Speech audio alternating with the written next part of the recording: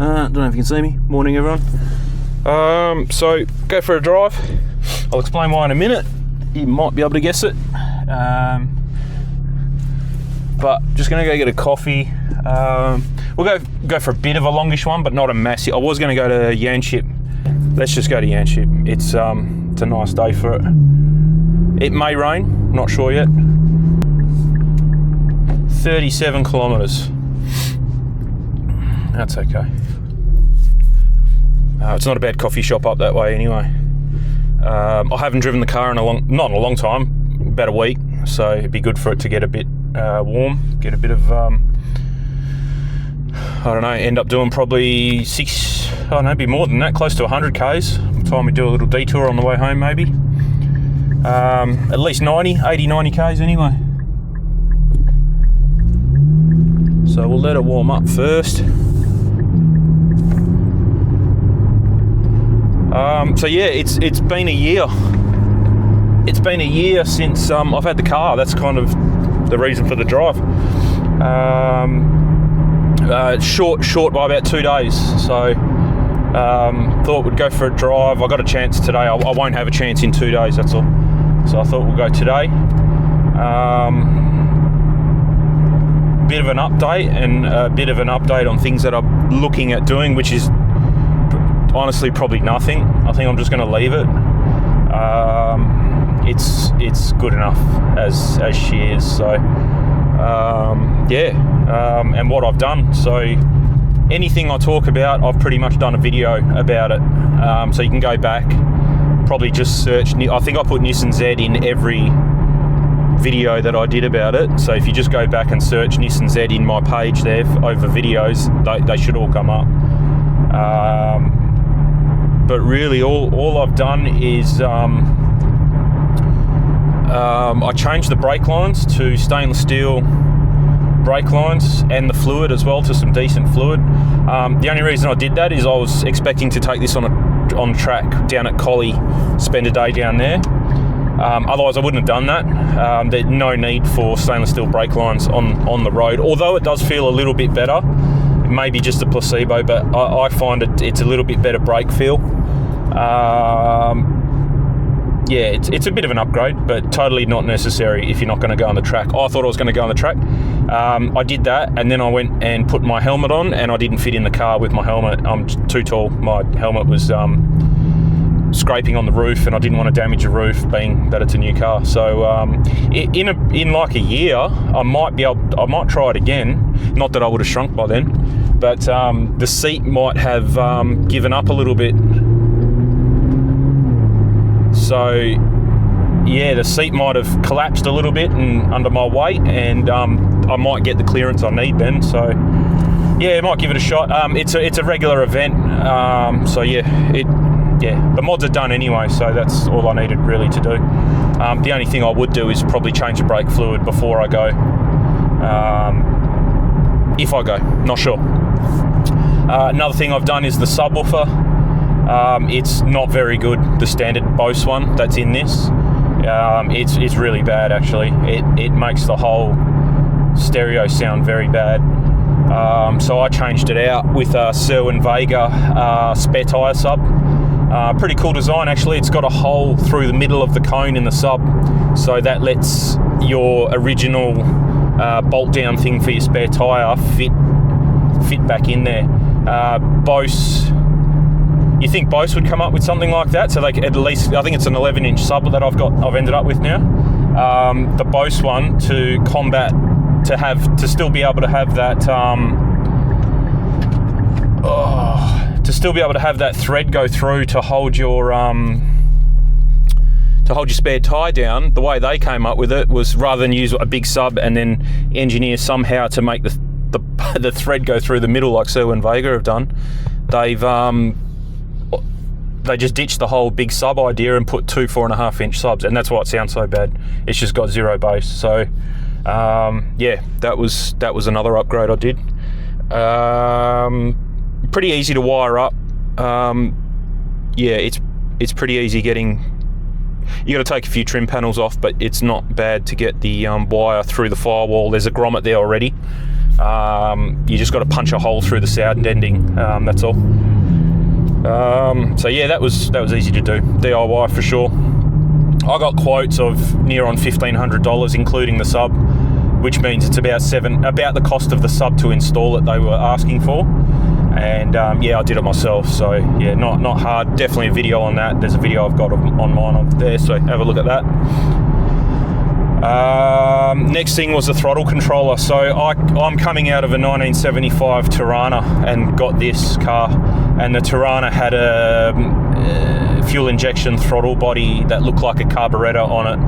So the throttle was ultra touchy, very linear, probably the opposite to a saggy pedal.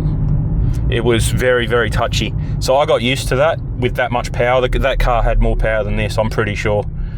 This feels faster, but I don't think it is. The Tirana definitely had more torque, being that it was almost like a 5.9 litre, something like that. With what the mods we had done to it, it was about a 5.9 litre, but it wasn't just a standard engine. It was, roller rockers, roller cam, all the good stuff in it. So anyway, that had a lot of power. Got used to having the touchy throttle on that. We actually had to put a linkage, a delay linkage, I think it is, because it's a 4-barrel throttle body. We ended up putting a delay linkage, so you run around on 2, and then the 4th one, the 2 back ones kick in after that, just to dull it down a bit, because it was just way too touchy. You go around a roundabout, kind of drift around a roundabout, and then go and touch the throttle, and you'd spin out almost, because yeah, it was just a bit too touchy. So anyway, jumped in this car, and it was a complete opposite. It was just like nothing. The power would eventually come on, but not really.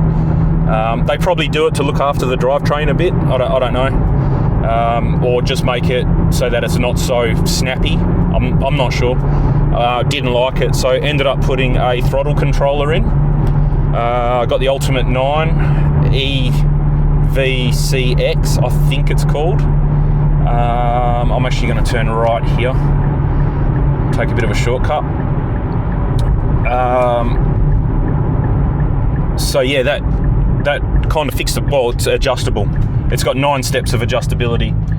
So yeah, if you can't find a throttle setting that you like in the 9 steps of adjustability, yeah, in my opinion, it's got too many.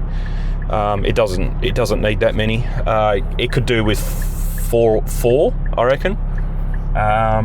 But I do use it. It's not something I play with all the time, but driving around in stop-start traffic, I'll put it on Eco or number 1 mode. I've got it on 4 at the moment.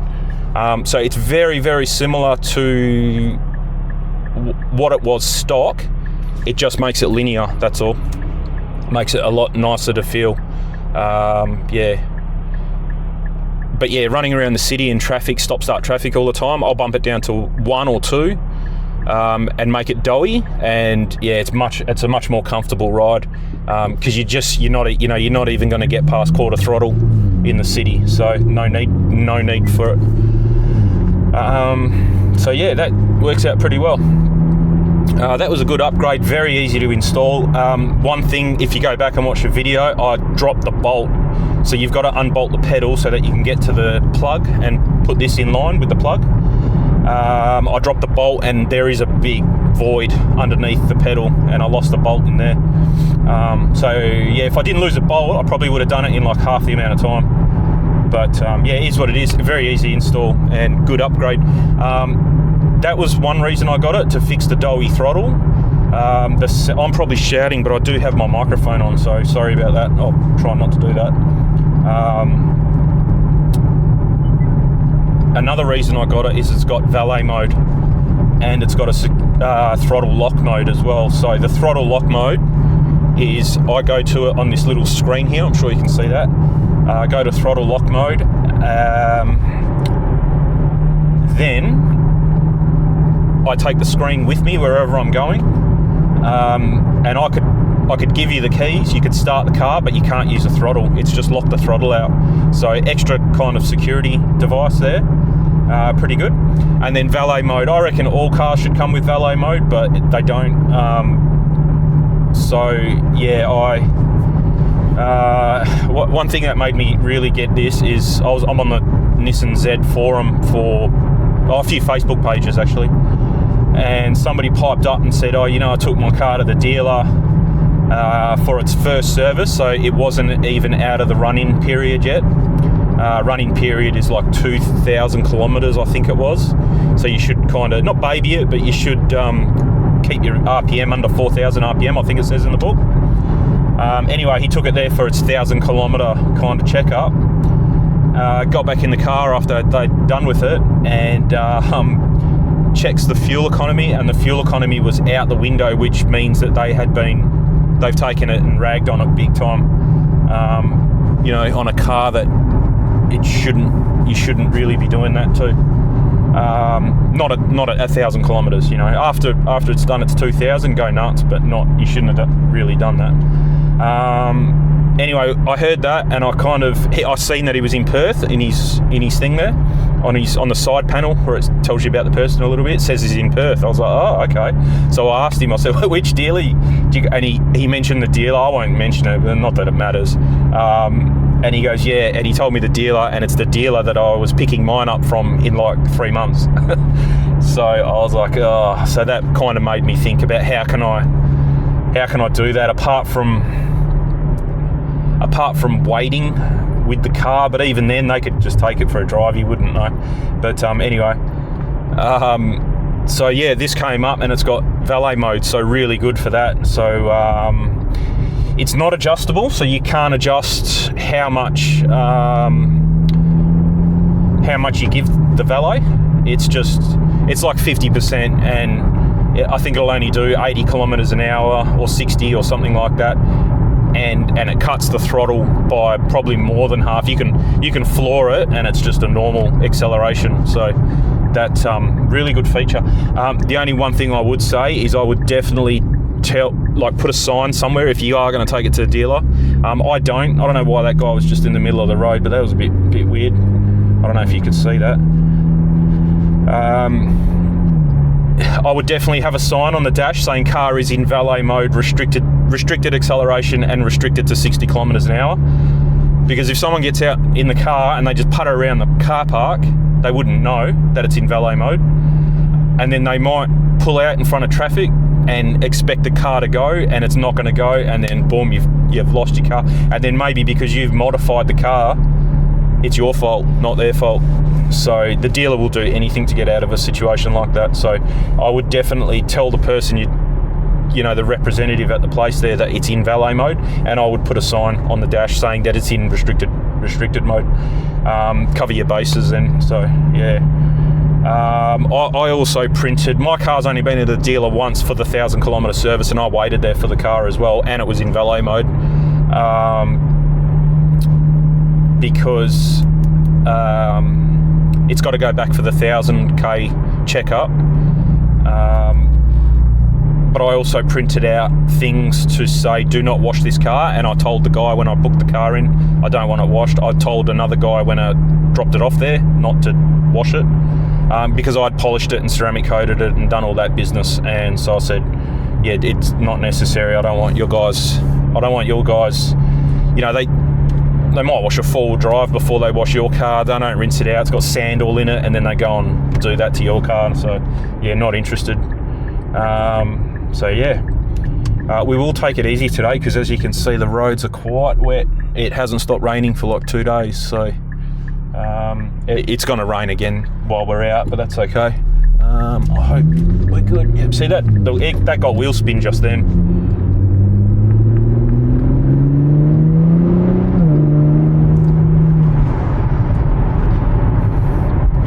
What else have I changed? I've done a bit of accent lighting.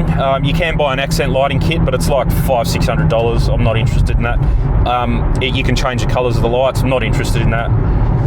So I just put some red lights around the place. You can't really see them during the day. Plus I got my sunnies on, so yeah, I can't even see them. But you may be able to. With the camera, I might pick it up. But it's just footwell lighting and then some lighting behind the seats, just in red. I changed the interior lights here to red and the one in the boot to red, so when you open the door, everything's red. Looks pretty cool. That's the only reason. It's not for function at all. Just It's got a red interior, so I thought I'd just keep with the red theme and make everything red. So worked out all right. Got my phone holder finally sorted, so I went through a couple different phone holders, a couple different wireless Android Auto boxes, because I've got Samsung Android, so I needed a wireless. This doesn't have wireless Android Auto, it's got wired, it's got to be wired into the car. Tried a couple different ones, different setups, different charging setups, and what I've got here I find is the best. So it's still wired, unfortunately. It's not a big hassle. Would be better if it was wireless. Just the wireless doesn't work. It'll work for your navigation and your stereo, but I could not get it to take call. I couldn't take calls. It just wouldn't connect. And I think what it was is it still needed a wired connection to take calls. It wouldn't do that through the Bluetooth. I don't know why. It might have been just the box that I had, not sure. But anyway, I couldn't get it to work. I tried everything. I did get it to work, and then you turn the car off. You'd have to do a few things and like delete the phone and then reconnect the phone, and then it would work, and you think you got it. And then you turn the car off, go and drive it next time, and it didn't work. You'd have to do that scenario every time you got in the car, delete your phone and reconnect to it, and I just had enough of it. So yeah, just leave it. This is so seamless, it's fast, and it's never failed.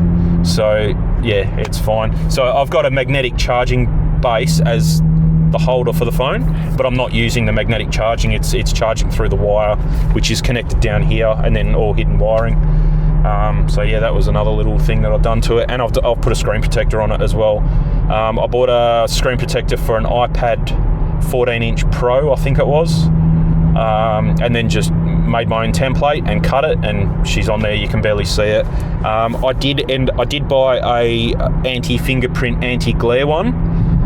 Don't waste your time with them. You can't even see the screen. Like on a day like today, it'd be okay because there's not a lot of sun. But as soon as you get the sun, even though it says anti-glare, it just spreads the sun and you can't see a thing. It's really not dangerous, but you can't see anything. You're looking at it for too long because you're trying to get your head into an angle and you've taken your eyes off the road. So this is, I don't know if this is an anti-fingerprint one, but it's just a gloss finish, and it's fine. It's absolutely fine. You don't even leave fingerprints on it. So it may be an anti-fingerprint one, I'm not sure, but it's definitely not an anti-glare one. Yeah, tried it, didn't like it. So yeah, much better like that. What else have I done? That's about it. The exhaust. So I did an axle back exhaust on it. So dropped. It's very easy. It's got bolt flanges just after the diff. 2 bolts on each side. They come out, they go to a central muffler, so and then to the exhaust tips. So yeah, 4 bolts undoes that. My mate where I work is a welder, and I asked him, and I said, "You want to do a weekend job?" And he whipped me up a set of axle backs for it, pretty much. So rear muffler delete. Normally rear muffler deletes do not sound good. You may think that this doesn't sound very good, but it was ultra quiet before, and if you had any music on in the car, you couldn't hear the engine at all, which is fine. It's automatic, so if you're in D, no worries. But if you were in manual and you wanted to shift manually, you couldn't hear when to shift. So yeah, that was a bit of a shock to the system, because I'm coming out of a 1975 Tirana. You pretty much needed earplugs to drive in the car. It was so loud. Even if you were deaf, you could still know when to change gears, because the vibration coming through the car, you knew exactly. That was a manual as well. But yeah, this car's so smooth, so quiet. I was hitting the limiter on almost every single gear change if I was on manual. So yeah, I wanted to just louden it up a little bit. I didn't want a lot, and I'm lucky that being a turbo, the turbo kills a lot of noise coming out of the exhaust. Yeah, so that kind of made it sound half decent, in my opinion. You may not like it. Yeah, it might not be everyone's cup of tea. You would have heard it start there. That is a lot louder than what it normally is. There is a period for about 10 seconds that it's very loud. I think it's just dumping fuel. to heat the cats up very quickly. It's a bit louder, and then you can hear it toned down. So if you go back to the start, you'll hear what I mean. And it only does it when the car's cold. It won't do it on every startup. I don't think it does. I haven't noticed it. Yeah, it's only when the car's cold, or you haven't driven it for a few hours. It'll do that. Yeah. Today's only 8 degrees. You can see down here it's only 8 degrees, so it may do it today, even if the car's only parked for half an hour. We'll see anyway. I'll point it out if I hear it. So yeah, that's louded it up a little bit. My mate that made it, he kind of came in the week after we finished it, and he said, oh yeah, that's really cool. He's right into his drift cars and all that kind of stuff, and he said it needs to go louder. Anyway, then I took him for a drive only a couple of weeks ago. I caught up with him. I see him at work, but in the car, I don't bring this car to work. Went and picked him up, went for a drive again, and he reckons it actually got quieter. I haven't noticed a difference, but to him, from memory, he's thinking that it's gone a bit quieter. So, yeah, I'm not too sure if it has or not, but it's not. There's no drone. I've driven this to Collie, which is like 2.5 hours away. So on the same day, 2.5 hours there, 2.5 hours back. I didn't get any headache. It wasn't annoying. When you actually find a good speed to sit at, it is, I think, due to the fact that it's a 9-speed, so it's never going to be revving high anyway. It's a no dramas at all. It's not loud, and it doesn't drone. It's loud now because you're accelerating, but yeah, once you hit that speed, and this thing's doing like 1500 RPM, if that, at 100 you can barely hear it. It's not bad at all. You know, in 8th or 9th gear, you know. We're only in 6th at the moment, so that's why you can hear it. But if I was school zone ahead, if I was to change it, I can't force it past 7th at this speed. It won't let me. But yeah, take my word for it. It's not bad at all. And then when you do get on it, it sounds really good. Oh, and yeah, one of the main mods I did was put a still and true control. It's kind of like a tune, but not really. It's just an interceptor of the signal of turbo boost and manifold pressure, I think it is. I can't remember. And all it does, it's 2 wires, takes about 10 minutes to install, and then 20 minutes to half an hour to find a place to put the box and make sure it's not going to hit anything. There's not a lot of room in the engine bay. That's what I found anyway. It took me 10 minutes to install, and then half an hour to actually find a place to put the box and zip tie it up. It can't be near heat and vibration, obviously, so it's got to be, yeah, it's a bit hard to find a spot. But anyway, yeah, 2 seconds to install. And I've gone from £14 to £21 to boost now. So good upgrade. It was about $700, I think. Oh no, it might have been more than that. Yeah, it might have been closer to 1,000. So yeah, for $1,000 to get the functionality that you get out of this, it's not as in depth as a JB4 tuner. JB4 tuner is a different one. It needs OBD2 hookup as well as those 2 sensors. I think it needs to know what gear you're in. It does logging, it does boost by gear, things like that. If you got 700-800 horsepower, then yeah, boost by gear is a really good thing. For 400, 450, whatever this thing has got now, it doesn't need it. You don't need boost by gear, so I just went the simpler route. Yeah, so it worked out all right in the end. The box is obviously in the engine bay, and it's got buttons. You can change the modes. Otherwise, you can do it on your phone as well. It's got Bluetooth, so you can put it in race mode or eco or standard, whatever. I think there's like 3 different modes.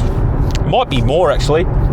Yeah, I think it's actually got more modes than that. 7 rings a bell. Might be 7. I don't play with it. I just leave it in the top mode and leave it. It drives perfectly fine. It's just when you get into it, it gives you that extra boost. That's all. So yeah, that's all it is.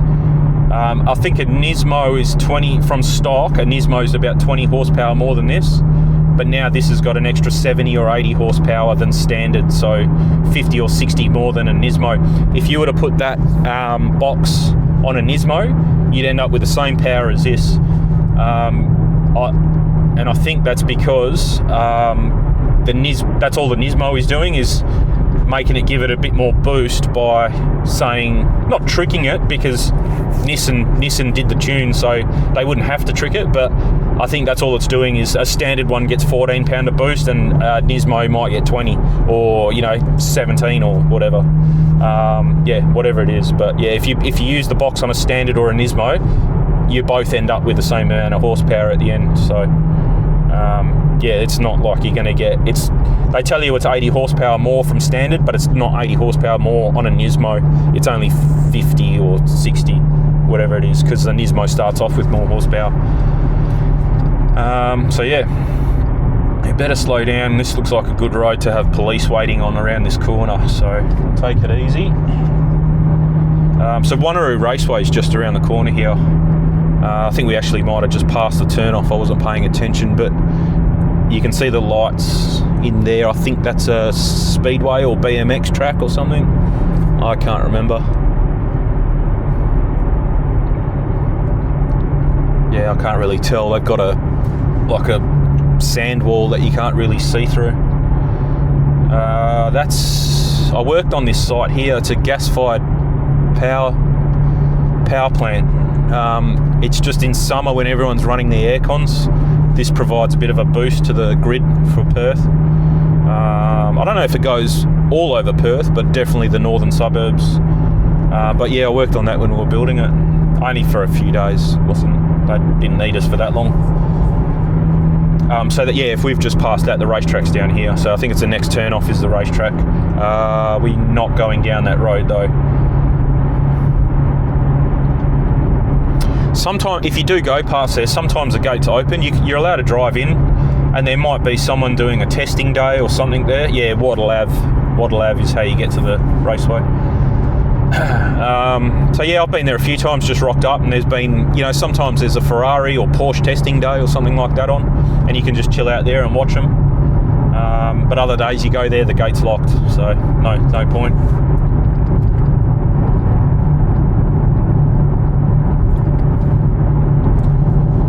I've pretty much done, apart from the exhaust tips, because when my mate made the exhaust, I had to get new exhaust tips. I didn't want to cut the original ones off. I wanted to leave that all complete. So I've kept the muffler and everything. It's just a one-piece unit.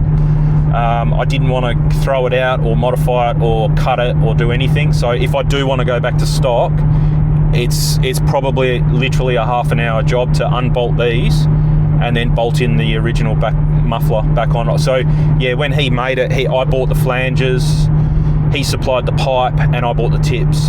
There's no muffler in it, so we've deleted the big rear muffler. That was the main aim, was to be able to go back to standard if I wanted to. If this didn't sound very good, I wouldn't right now. But maybe when I'm older, I might go back to standard, make it a bit quieter. I didn't notice any difference in performance. You're not going to. There's so much restriction further up from where we played with. The pipe is literally 1 7/8 of an inch or something. It's not even 2 inch. It's not even 2 inch pipe from there back. So I did ask him to think about maybe we'll change the rest of it. But I haven't got around to it. It's not going to give you much horsepower. It would literally be, the only reason you would do it is so that you can tell people you've got a 2.5 inch exhaust. That's what we used on the axle back, was 2.5. So we keep the same pipe up to the downpipes over at the front near the engine here. It's not worth it. I can't be bothered. He doesn't have a pipe bender. He's only just works out of his garage at home. Plus, so everything's pie cut on this, so it takes a long time. So if you were to do the whole exhaust, I was there the whole day pretty much just doing the axle backs, cutting the pie cuts and helping him here and helping him there, but it just took a long time to do. To do the rest of the exhaust, the car would have to be there for a few days, and I really don't want to do that. So I think I'm just going to leave it. Like I said, it's not going to give you any performance advantage for the driving I do. It's not worth it. But yeah, that's about it. And then the only other thing really I've changed is the oil. Nissan, it's 110 here. It is wet, and I dare say there'd be kangaroos around, so I really don't want to do that speed. But anyway, Yeah, Nissan asked for 020. I didn't. I left the original oil in there, which was 020. I left that in until 1500 Ks, I think it was. I did the first oil change, and when it came out, I've never had a car that takes 020 before. It was like water. I couldn't believe it. I was like, there's no way that he's doing anything good for the engine being that thin. I looked in the book, and if you look in the book for this car, it tells you, you can run it at 020, but if you don't get down to freezing temps and you want a bit more protection, you can go to 540, I think it was, or 1040 might have been the limit. We don't get freezing conditions here. The coldest it will get is literally 0 or 1. And my car's not outside, it's inside, so it's not 0 degrees in the garage. It's probably like 10 or 15 or 40. On a night like that, it's probably 10 degrees in the garage, so we definitely don't get freezing. So yeah, I flicked it over. I didn't go to a 1040, I went to a 530. It's quite easy to find a 530 Dexos oil, which is what this needs, the GP6 or whatever it is. I can't remember. But the main reason I went to a 530 is it's a bit thicker, so obviously it's going to give you a little bit more protection, better for the engine. But my other two cars take 530, so I just use the same oil in all three cars rather than buy a lower grade 530 for the Hyundai i20, and then maybe use the same oil that I have. Yeah, no, I wouldn't. Yeah, I'd have to buy 3 different oils if I wanted performance specific oils for each car, and I was like, nah, it's not going to happen. So I flicked over to Newlon. I've never used Newlon before, or I was always Penrite with the Tirana, and AC Delco for the Commodore, because it's a standard. That's GM oil, not that GM make oil, but that's the oil that you would get if you were to go and service it there. So yeah, that's what I just always used. So anyway, I flicked over to Newlon. It's cheaper than buying the AC Delco oil, but it's more expensive than buying the oil that I use in the i20. Obviously, I didn't use a fantastic grade oil for the i20. It doesn't need it. And then, yeah, so the Newlon's probably cheaper than what I'd get oil from Nissan. It's definitely cheaper than from what I would put in the Commodore from Holden. So yeah, I just went, oh well, I'm going to get this. I can get it from, rather than being stuck to go to the dealer, and if they don't have it, then I've got to wait or order it online. What I've done is gone to this Newlon now, and I can literally get it from Super Cheap Auto Barn, Auto One, Repco. Everybody sells it. It's a really good oil. Standardised between the three cars. So it's way overkill for the i20, but it's what this calls for, and it's what the wagon calls for, so perfect. And being that you can buy it at all of those shops, they always have specials on.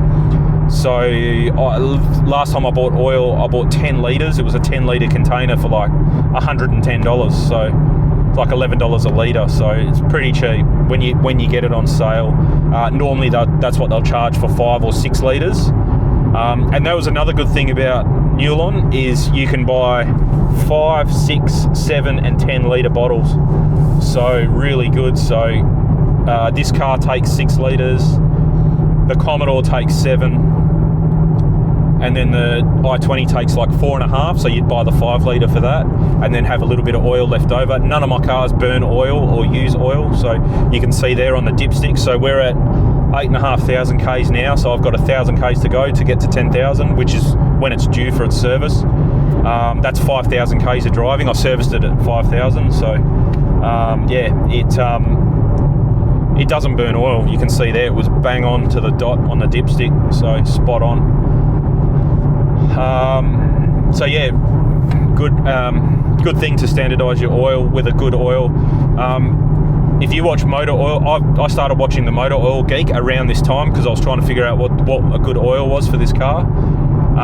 As long as you meet the requirements of the car, pick any oil. It really doesn't matter. He tested, he's an oil scientist, like he makes oil for race teams and things like that. So he knows his stuff, been doing it all his life. I can't remember his name, Lake, I think, or I'll put a link in here, but if you search Motor Oil Geek on YouTube, it'll come up. He's the only one. Very knowledgeable guy on oil. He tested, you know, everyone goes, oh, Motul oil, it's like $300 to do an oil change on this car with the oil. He tested that again, not specifically for this car, but just in general. He gets the oil tested, and, you know, he had Amazon Basics oil, he had Costco oil, Valvoline, and then Motul, and then some special prepped race blend that he made. And, you know, the AC Delco, the Amazon Basics and the Costco oil performed just as well. No dramas at all. So yeah, I'm not going to do that. I'm not going to put Costco or Amazon Basics oil in it, but Newlan's plenty good enough. You know, no worries. I'm going to change my oil at least every 10,000 kilometers. If I'm only doing 5,000 a year, 5,000 Ks a year, which maybe I might do, then I'll be doing it every 7,000. I don't worry about time. I'm not worried. Oil doesn't really break down over time because you can sit on a shelf for years and then use it and it's fine. Yeah, so I'm not going to be really too worried about that. The most important thing with oil is you get it hot. Like, that's why I don't like just driving it around the neighbourhood for 15 minutes and then going, oh yeah, sweet, I drove the car, or start it and, you know, I didn't drive it this week, so I just started and let it idle for 10 minutes in the garage. That's the worst thing you could do, because that's when the oil is under the most amount of stress, with coming up to temperature, trying to get rid of moisture, things like that. So you go on a nice long drive like this and it burns all the moisture out of the oil, gets it up to temp, gets everything flowing nice. The detergents in the oil get to actually clean things. But yeah, I just don't like just starting them and letting them run or going on a short drive. This is much more beneficial. So yeah, really good. But yeah, that's about it. That's all I've changed really. Yeah, it doesn't need any. I'm not going to lower it. So there was talk that I was going to lower it because it does look a bit funny. There's a bit of a gap. There's definitely a big gap between the tyre and the body. I've got bad knees and a bad back, so I'm not at my limit on getting in and out of this car, but in 10 or 15 years I probably will be at my limit. So if I go and lower it now, I'm only going to be putting it back to the stock ride height in about 10 years. So yeah, I mean, it'll look good. It's going to scrape. My Tirana was very low. I couldn't put people in the back seat. Couldn't go over big bumps, but you had to know the roads that you were driving on, and if you got caught out, you know, crunch. Yeah, so I much prefer this. I can go over speed humps and things like that. So yeah, it's much nicer to have a practical sporty car, but that's not too low and scrapes. This is not scraped ever once, so yeah, heaps better. This is actually quite a nice drive. I've never done this before, so pretty good. I'd love to change the rims, I just can't see the benefit in it, apart from looks, whatever. The most I would probably go, I'd love to get some 5 or 6 spoke rims, some old school Japanese ones, you know, brand new ones, but kind of a bit retro looking, I reckon, because the car is kind of retro looking. It's, you know, a bit of 300 ZX, a bit of 240, a bit of this, bit of that. So it would be cool to get some like super lights or something like that, but you know, but 19 inch and the right offset and width and all that. But yeah, I can't be bothered doing that. I'm not really one for. I've never really. The only time I changed the rims on the Tirana is to get bigger ones so that I could fit bigger brakes. That was more of a practical thing. Yeah, I'm not really one to change it just for looks. I'd like to get these powder coated. Maybe one day I might get them powder coated to like a bronzy, really dark bronzy colour. I think that'll look pretty cool. But yeah, while they're brand new, I'm not going to touch them. I'll just leave them as is. So that's a down the line, a long way down the line kind of modification. So there's a left-hander coming up just here. But yeah, that's about it. The next mod I'm probably going to do to it is tyres. These tyres are really not the best. I'm already in Yanchep. Okay. I didn't realise that. I didn't realise that's where this road pops out. That's pretty cool. We're literally there in 6 minutes. That's cool. You got to pay to go into that national park. Otherwise, I would go in there. But it's like $15 a car or something. It's ridiculous to go and look at trees. So yeah, that won't be happening. There is a cave in there, but if you want to go and see the cave, you got to pay extra to go and see the cave as well. So yeah, I don't understand how they can do that. There's a lot of other parks around that are free, so I don't know why they charge for this one. But anyway, the view we're going to have in a minute is next level anyway. So yeah, you don't need to pay when you've got the view that we're going to get pretty soon. Yeah, tyres, not really happy. It spun out just then when I was turning the corner. I wasn't even accelerating. You could feel it all just lose traction. I know the roads are wet, but it just, yeah, my Tirana had big tyres on it. It had 305s, I think, on the rear. And I couldn't get that thing to spin in second gear at about, I mean, if you're doing 50 or 60 and you plan it in second, then yes, it will spin, but not any higher than that. This car, it's got less power and way less torque, and it spins at like 80. I could be doing, it'll definitely do it on a wet road, but on a dry road, if I'm about 80 and I manually get into maybe third or so and floor it, it'll spin. The traction control's going. Their tyres are just not good enough. These are 275s as well. Not like they're skinny tyres. They're still pretty thick tyres for what the car is. So yeah, I definitely want to get some better rubber. I'm leaning towards I want something a little bit racier than what these are with less tread. I don't really drive the car in the wet. I know it's wet today, but I don't really drive it in the wet. It's just because I haven't driven it for a long time. So I was like, whatever, if it's raining, I'm going. You can see how many potholes are on the road. I'm trying to dodge them. That's not me driving over the line on the left there. With the amount of rain we've had lately, the potholes have just gone everywhere. You've really got to keep an eye out. But yeah, Yokohama Advan 09s, I think they are, or something like that. I'll put a screenshot up. They look pretty cool. They've got a really nice tread pattern. They reckon they do all right in the wet. They're not too bad, but they're a good kind of semi-slick street legal tyre. So very grippy. I've read reviews, people that have had Michelins. I would normally put Michelins on. I like doing things that everybody does. I'd rather find my own little thing. I don't know. Like when I was building Tirana, everyone was putting Chevys in them, and I went, nah, I want to keep it Holden, so that's what I did. But anyway, yeah. So I might go the Advan. I've read a few things that they actually outperform the Michelin Pilot's PS4S, I think it is. It's a better tyre than that anyway. You'd only know that it's a better tyre when you're pushing the car 10/10s. I'm never going to do that. The main reason I'm getting it is they look really cool. I like the tread pattern, that it almost looks slick. Yeah, to me that looks like a really cool racy tyre. I was going to get bigger tyres, but I've settled on getting the exact same size as what I've got here. From what I'm reading about the Advan 09s, is it's got a squarer sidewall. So yeah, I've got 275s on the rear now, or I think I've got 255s on the front, 275s rear. So if I was going to go to 275 on the front or a 265. They reckon if you do that with an Advan, because it's got the squarer sidewall, it's actually bigger.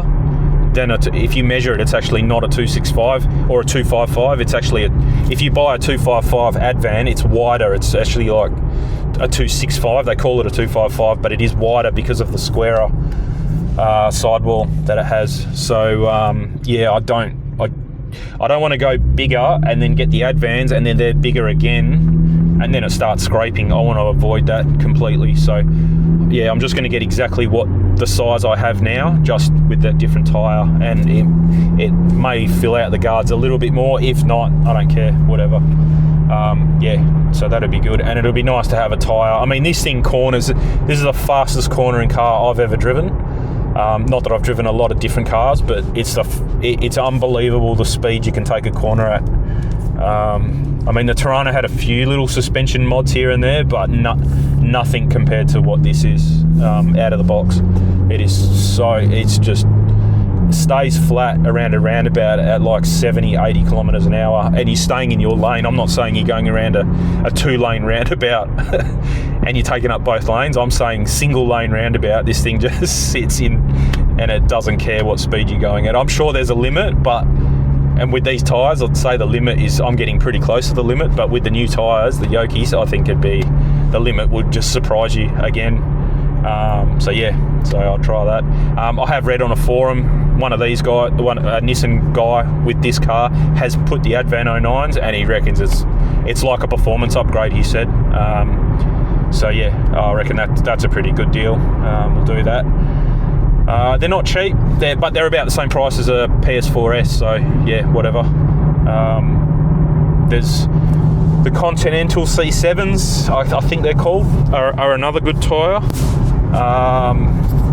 I've never really mucked around with Continentals, so I'll probably give that a miss. Okay.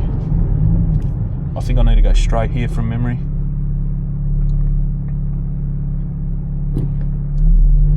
Yeah, I'm sure they're a good tyre. They are on a lot of performance cars. But yeah, I might give them a miss and just try these Advans out. I'll probably never wear the Advans out. It'll be a thing that I will change due to time. Tyres, I believe in changing every 7 years or so. They reckon 6, but whatever. As long as you don't let them go more than 10, I reckon you'd be fine. Like I said, my car's kept inside, so if the car is not in use, the tyres are not in the sun. I think that's what, when you wash your tyre and you get that black oil come out of it, that's the UV protecting in the tyres, the oil and stuff like that. So everyone goes nuts to try and get rid of that. You're never going to get rid of it because it's all the way through the tyre. It's going to come out every time you wash your tyre. It's not dirt, so yeah, that's what's protecting your tyre. So I don't really go scrubbing on my tyres too much. I wonder if there's a way. There we go. Yep. I can't remember what I was talking about now, but anyway, that's the story on the tyres. That'll be the next mod. I've talked the whole way here, so I'm going to have a break for a bit. I'll keep filming so you can see what we're about to roll into here, but you can see here we're getting very close to water. The coast is just here, and then there's a really nice I might actually get something to eat, I'm still doing the 1 meal a day thing. It's working out really well. I'm going to turn left. Yep. Still working out really well. I definitely cannot eat 3 meals a day anymore. I used to be able to put 3 big meals away a day easy. I can't do that anymore. It is really quiet. Last time I came here, it was peaking. This is nothing. This is really good. I'm still not going to park right at the front because you're going to get people in and out going to this coffee shop, so I go and park way down. And but yeah, the coast is just here. It's a fair whack down though. I really should have brought the drone with me. It would have been nice to get some photos from here, but anyway. This is the quietest I've ever seen it. Really good. I normally park up here on the right on the street, so that's what we'll do. There's a roundabout up here, I think. I'll turn around and come back and park.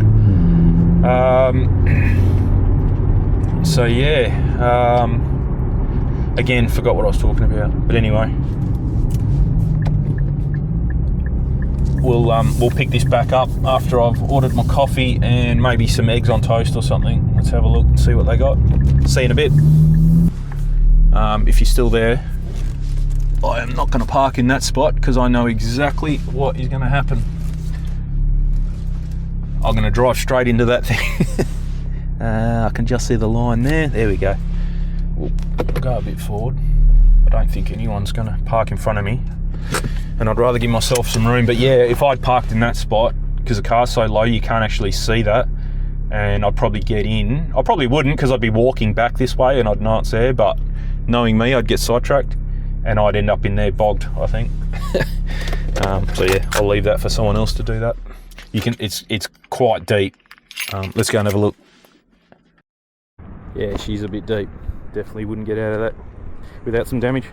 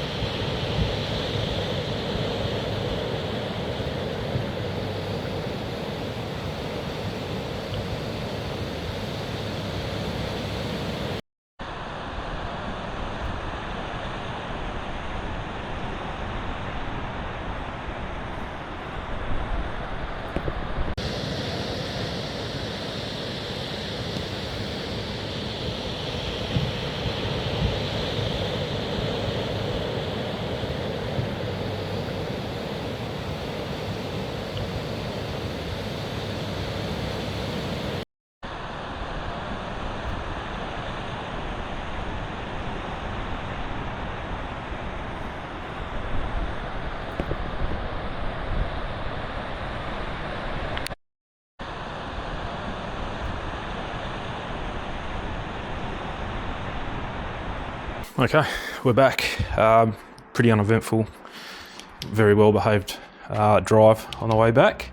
We have got only 12 degrees at the moment, so yeah, it's not really, I mean, it's nice in the sun, but it's not the hottest.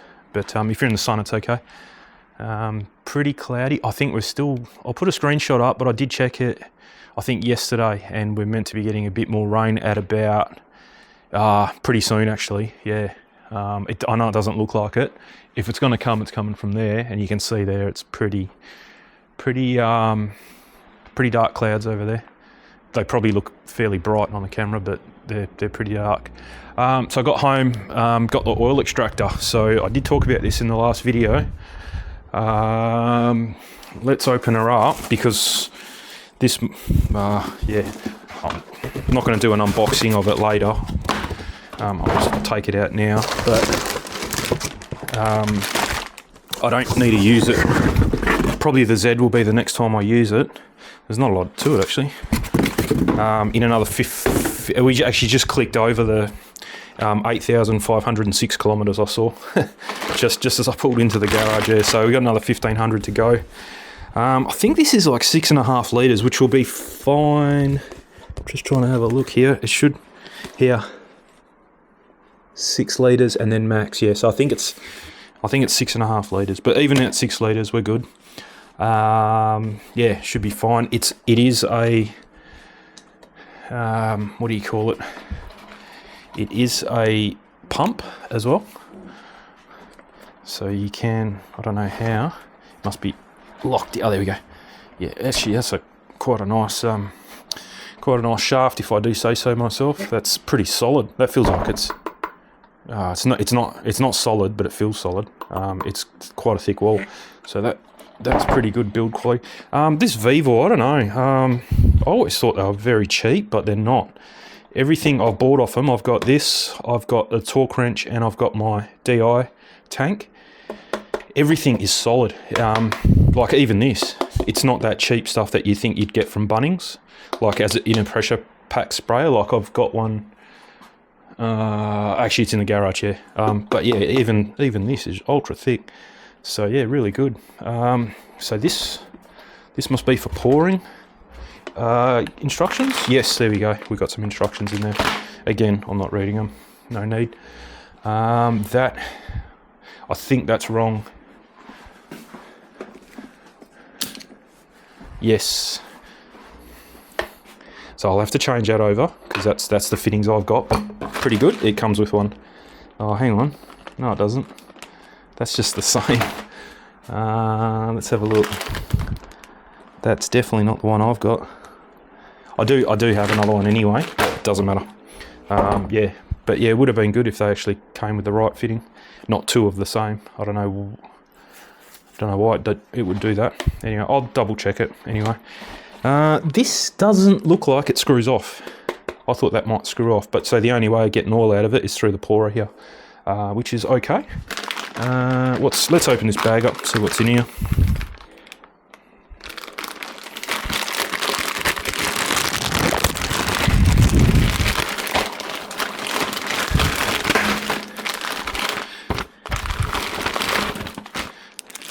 So that's the 1/4-inch European air plug. That's this one, but that kind of looks like the same as. All right, there's only one way to find out.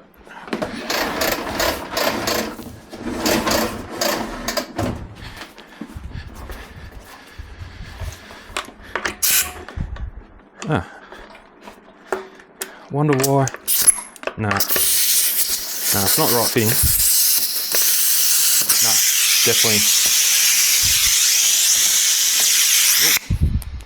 definitely not the right fitting. So that's weird. Yeah, it came with a spare Euro plug, but it comes with the Euro plug, if you know what I mean. It should have really come with a Nitto here and then a spare Euro, but I've got 2 Euro fittings for some reason. That must have been all they had. They might have run out and just given me 2. But anyway, that's what you expect for, you know, getting something this cheap. I think it was only $80 or something like that. Yeah, not really much to see there. Okay, looks like it's got a filter. Or is that what this is? Ah, righto. Oh, that's a good thing. Okay. So this is for doing your brake. You put this on, I suppose. You put this adapter on, and then that will allow you to create a vacuum to do your brake bleeders on your calipers. So that's pretty cool. So yeah, you'd be sucking it through the system. So I've got a different one that it's hiding in that toolbox. I'm not going to get it out, but it pressurizes the master cylinder and then blows the fluid through, whereas this one sucks it through. I've got a sucker. I didn't like it. It didn't work. My dad used it. He didn't like it. Didn't really kind of work that well. So yeah, I probably won't use this for doing brake fluid. That's for sure. But handy to keep to actually suck out the brake fluid out of the reservoir. You could easily use that. And then you could even use this to catch your brake fluid rather than the little one that I've got. So I might actually even get rid of that. This kind of serves both purposes. And then it just comes with a heap of spare O-rings, 2 spare O-rings. I don't know where they're for, but they might just be for the lid, I think. Or no, here we go, for this thing. So the spare O-rings for that and for that. So I don't know. So I suppose does this...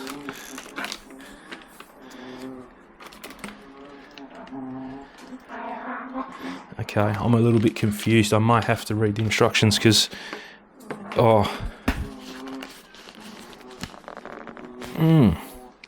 So if you wanted to use a different tube, I'm not exactly entirely sure how to do that just yet. I'll find out. I'll get back to you.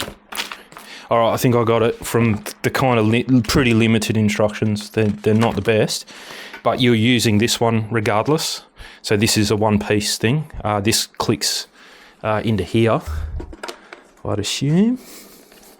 Creates the seal. Okay, yep, screws in, locks in. So then you're ending up with this tube. So if what you're sucking out you can do with this tube, good stuff, or you're good to go. Otherwise, if you want a smaller diameter tube or a slightly larger, then this connects like that, and that's your join. And then I suppose if you want to, you can probably... No, you can't. You can't join all 3 together. Yeah, nah, it's not going to happen. So yeah. If you really wanted to, and you know you're never going to use this, you probably could take this off. It's just a, I can't remember what they're called, but then you could squeeze one of these. Probably not this one, but probably this one would fit on there with a bit of heat. And then it also came with this. This was inside one of the tubes. So it must be just to, if you get a blockage, you can send it down to clean it out. I'll keep that in there so I don't lose it. Chuck that out. So yeah, so pretty good. Pretty simple. Nothing serious, but hopefully a handy tool that will come in handy. So it should work on the Z because I've seen someone online use it on a Z and they said it worked really well. It hopefully will work on the Commodore. That's the car I'm going to get most benefit from it because the Commodore has an oil filter within the engine bay up the top. So if I can suck the oil out through the dipstick, and then just, it's a cartridge type. It's not your regular oil filter with its own housing. It's just a cartridge within the housing that stays on the car. So yeah, if I can suck all the oil out of the Commodore, and it has that style of oil filter, you don't even need to jack the car up to do an oil change on it. So pretty good. So that was one reason I got it for the Commodore, because that would save a bit of time. Not that I'm servicing it very often. It's barely even once a year. The main reason I got it was because the Z has a plastic oil pan with a metal threaded insert for the sump plug. You don't tighten it down. I think it's only 18 Newton meters, so it's not ultra tight, but it just doesn't feel right. It feels like it's going to strip. Yeah, I'm not confident in that. You can get a metal pan for it from America, but it's not expensive, but by the time you get it here with shipping and stuff like that, and it's most probably, I think it's only aluminium, so yeah, I'd say it probably might have a big dent in it, but yeah, so I want to try and avoid that, and you know, maybe take it off every now and again, but not every service, especially if I'm doing them often, which I'm going to be doing with that car. Yeah, I don't want to be hanging on the plastic.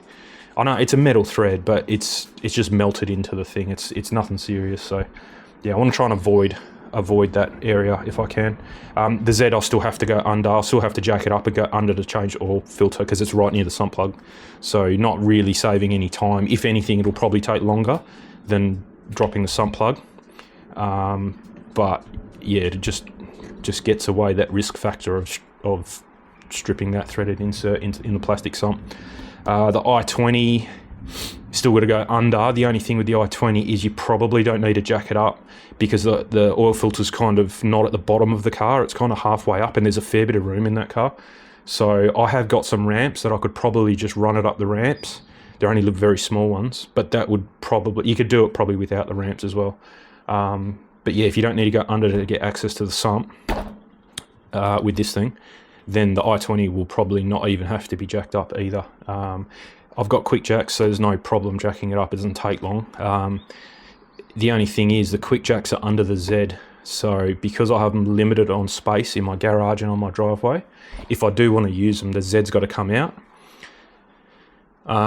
Pretty much, yeah, the Z's got to come out. Then you can spread your jacks. Then you could bring a car in, drive it in, put the jacks back under and jack it up. If you're only doing an oil change, that's okay. If you want to do anything other than that and you want to have doors open, then both cars have to come out. Then my garage is not big enough to be working on a car when there's another car in there. It just doesn't work. I got Dad coming around on Friday in a couple of days. We're going to do a full paint correction on his car. So decon wash, clay towel, cut and polish. Hopefully don't have to do a second stage polish. I've got a Sonax diminishing abrasive polish, so hopefully that doesn't have to have a two-step polish on it. I can do it in one.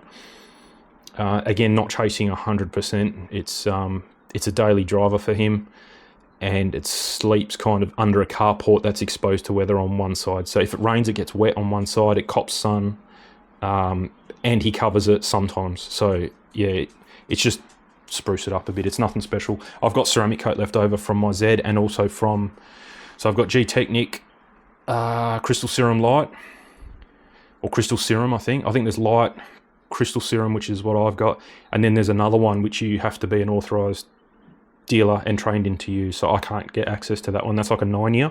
I've got a 5-year, and I think the Light is a 3-year from memory, can't remember.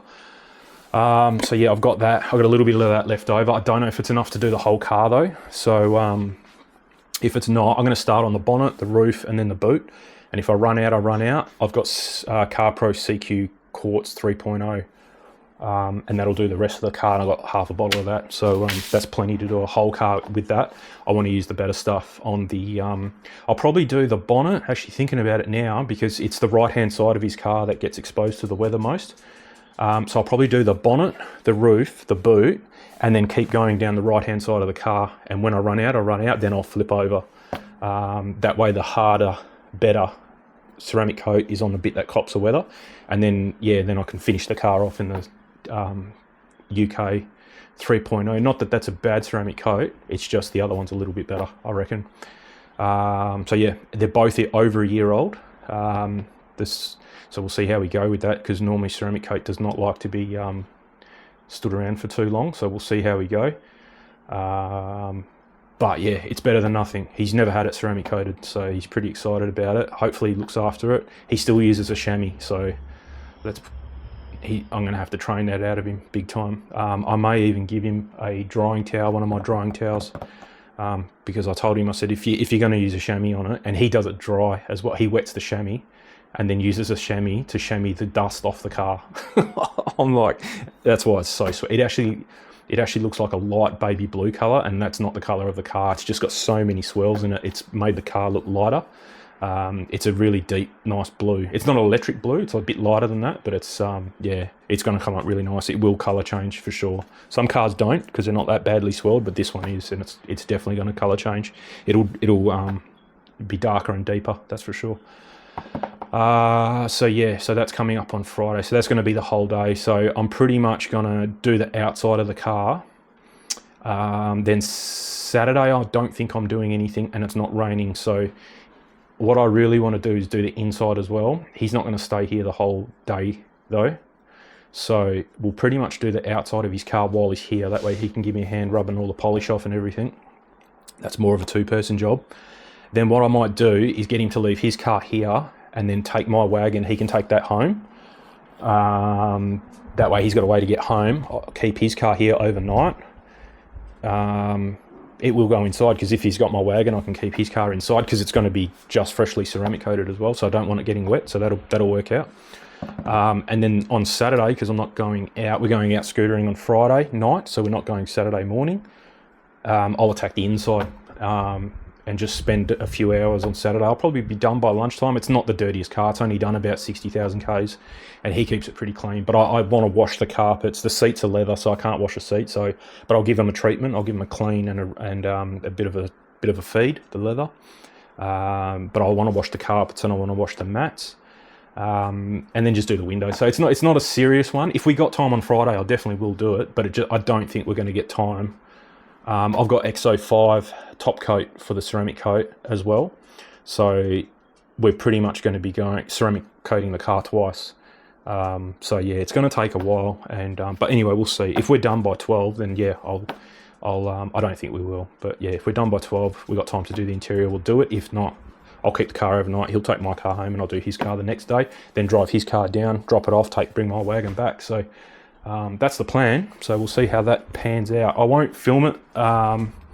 You've already seen me do my Z. I think I did the i20 on camera, and I might have even done my niece's car that I did for her.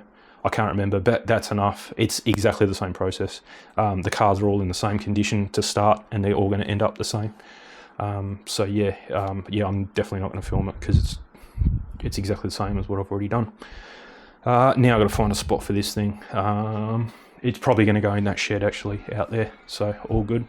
If you haven't watched my previous video, I don't know how long this battery's got. It's actually on red, so I'll just finish it off. But I'm making another reverse osmosis DI tank setup for a mate of mine. So he wants it on a trolley though, so that's what I've done. I've bought a trolley. I'm buying all the parts. He'll fix me up later when it's all done. I'm keeping a spreadsheet of costing and stuff like that, so he'll just flip me the money when it's all done and dusted. I've pretty much got everything and costed everything, and I'm around the $700 mark at the moment. $708, I'm pretty sure it is. So if you don't want it on a trolley, there's $60 savings straight away on the trolley.